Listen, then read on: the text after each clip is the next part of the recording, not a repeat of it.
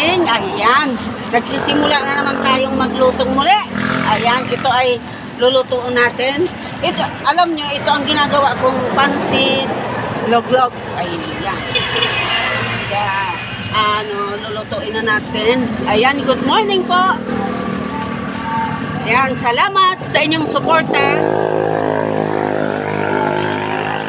Kahit alam nyo, kaya di ako masyadong nag-video. Napakaingay. Ayan, kasi nasa tabing highway. Ngayon ay nag-agaw pansin ako para diba, mag-video. Ayan, kaya ngayon ay kahit hindi tayo magkarinigin, ayan, ako'y nag-update para sa inyong lahat. Ayan, bye. Ayan ang aking, style.